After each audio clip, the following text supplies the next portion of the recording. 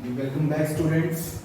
Last lecture में हमने study किया था जब हमारे पास हिडन गुडविल हो, टॉपिक हिडन गुडविल था, जब नए पार्टनर की हमें ये ना पता हो गुडविल कितनी है।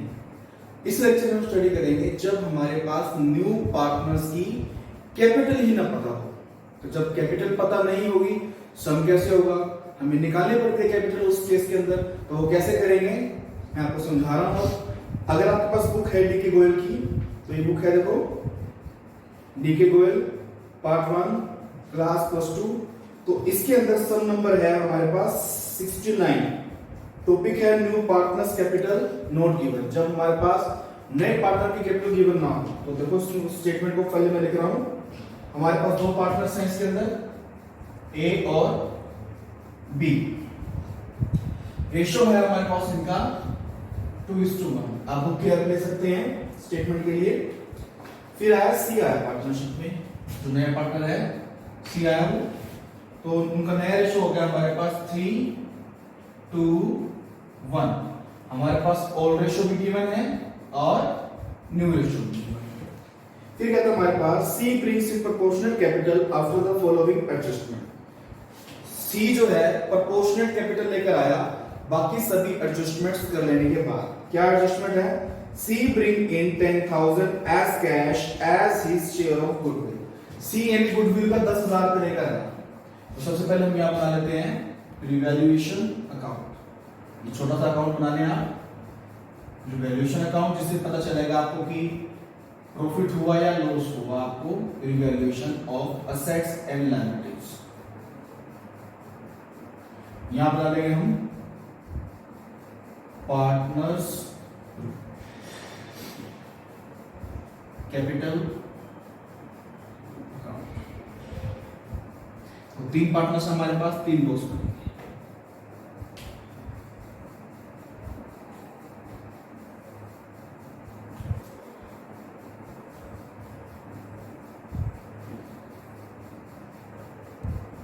ए B C, number B A B सी।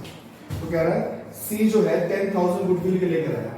अब जो गुडविल है किसमें बढ़ती है? वो ओल्ड पार्टनर्स के अंदर कौन सी रेशो में?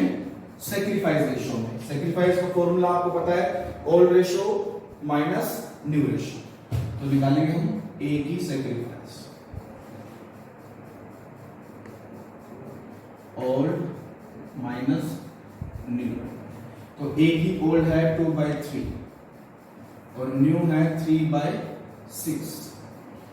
बी की सेक्रीफाइस निकलेगी 1/3 माइनस 2/6, 6 4 माइनस 3 1/6, 6 2 माइनस 2, यानी इसका कुछ भी नहीं आएगा, 2 माइनस 2 0। तो ये नहीं, इसका मतलब ये वो सिर्फ कौन सेक्रीफाइस कर रहा है? ए। तो अगर ए सेक्रीफाइस कर रहा है तो गुडविल का पैसा भी सिर्फ किसको मिलेगा? ए को ही मिलेगा। तो यहां क्या लिखेंगे आप? By premium for goodwill. यानी जो सी पैसे लेकर आया था गुडविल के 10,000, सेक्रीफाइस किया सिर्फ ए ने, तो ए के बॉक्स में डालते हैं। नेक्स्ट पॉइंट कहता है provision for doubtful debt is to be reduced by 2,000। अब देखना आपने ओल्ड प्रोविजन कितना था आपके पास। ओल्ड प्रोविजन है बैलेंस शीट के अंदर, ध्यान से देखेंगे 3600, 3600 रुपए प्रोविजन था पहले। अब उसको कितना रिड्यूस कर देना आपने? 2000 रिड्यूस कर देना है। अगर प्रोविजन कम हो रहा है तो प्रोविजन जैसे कम होता है वो आपका फायदा होता है, और फायदा किस साइड आता है? हमारा क्रेडिट साइड में।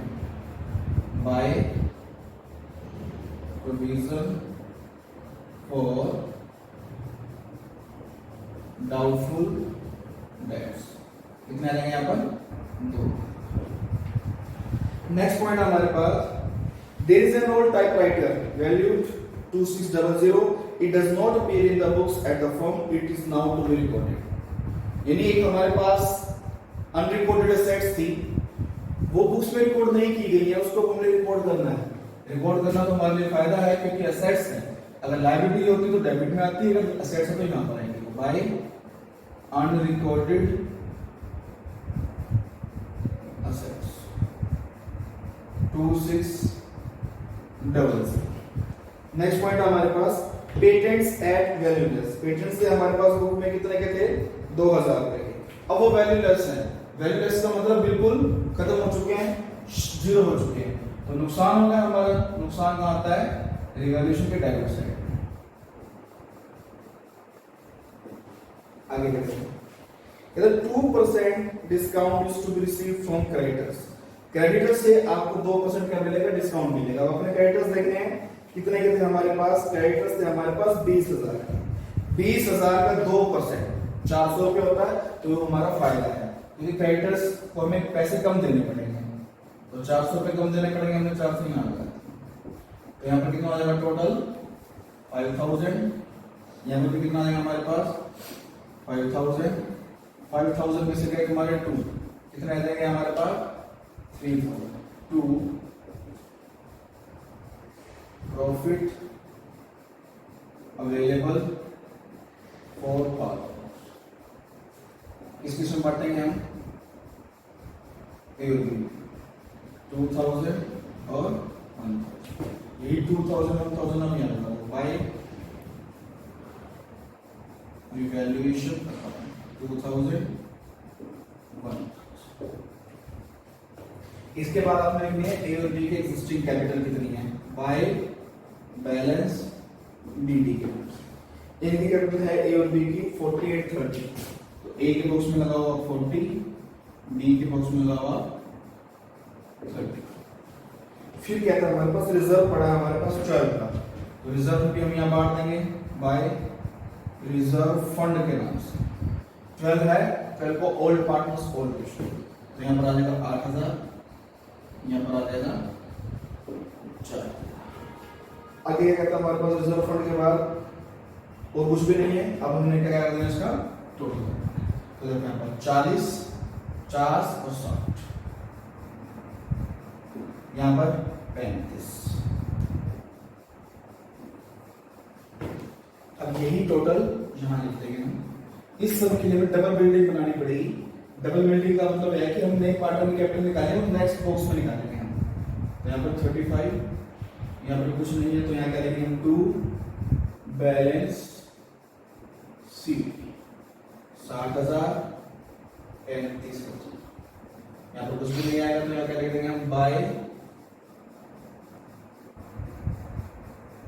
Balance B. ए के बॉक्स में 60 और बी के बॉक्स में 35 या कुछ नहीं। अब हमारे पास क्या दिक्कत आई, हमारे पास न्यू पार्टनर की कैपिटल गिवन नहीं है। तो जब तक हमारे पास न्यू पार्टनर की कैपिटल गिवन नहीं होगी हम सब कैसे कंप्लीट कर सकते हैं। तो इसके लिए हमें अपने एक वर्किंग नोट बनाना पड़ेगा। ये वर्किंग नोट नंबर 1 था, अब वर्किंग नोट नंबर 2। कैसे निकलेगी वो, ए और बी की कैपिटल के बिहाफ पर। सीखो दोनों की कैपिटल को आप ऐड करो, capital of A and B 95, यानी 60,000 ए की है इसमें और 35,000 बी की है, 60 और 35। इसके बाद हमने क्या लिखना है, रेशो कितनी है, जो सी है, सी का शेयर कितना है, सी का शेयर है 1/6।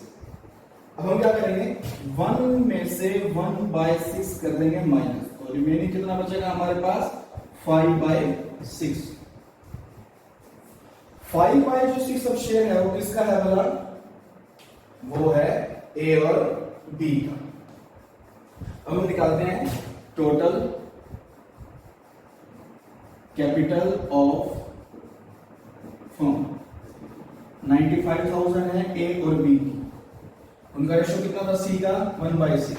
अगर 6/1 करेंगे, या देखो ध्यान से देखना, यहाँ पर 2:1 है, यहाँ पर 3:1। तो 3:1 के हिसाब से आपने देखा कि सी का शेयर है 1/6।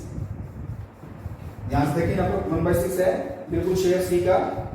तो हमने क्या करना पड़ेगा यहाँ पर 6/5, क्यों, क्योंकि 5/6 निकाला 6/5 तो कितना है यहाँ पर कैंसिल हो गया ये, तो अभी हमारे पास 1,14,000। यह हमारे पास न्यू कैपिटल ऑफ फर्म। अब जो new capital of firm I है, इसके अंदर से सी का शेयर निकालो, सिंपल 1,14,000 इंटू में 1/6 कितना आ जाएगा ये 19,000। ये टॉपिक दोबारा रिपीट कर लो एक बार। टोटल कैपिटल ऑफ फर्म का जो भी दोनों के कैपिटल लॉस को ऐड करो 95,000 का। जो नए पार्टनर का शेयर है कितना है 1/6, 1 में से उसको माइनस कर दो, माइनस करने के बाद जो आया 5/6, इसको क्या कर देंगे हम रेसिप्रोकल कर देंगे। रेसिप्रोकल करने के बाद हमारे पास न्यू कैपिटल आ गई। अब न्यू कैपिटल के बाद हमने क्या कर देना सी की कैपिटल पता लग गई और सी की कैपिटल निकालने के बाद हम क्या लिखेंगे बाय बैंक अकाउंट। ये हमारा होगा टॉपिक खत्म। 60,000 35,000 और 19,000 डबल लाइन लगा दें और यहाँ पर भी 60,000 35,000 टू क्या लिखेंगे अब बैलेंस शीट 60,000 35,000 और 19,000। अब हमारे पास तीनों पार्टनर्स की कैपिटल आ गई।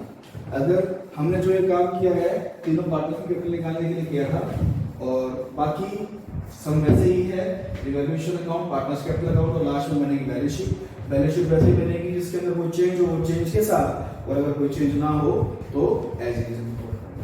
ठीक है, तो ये था जब आपके पास नए पार्टनर की कैपिटल गिवन ना हो तो पार्टनर की कैपिटल कैसे निकालेंगे ये हमने सीखा है।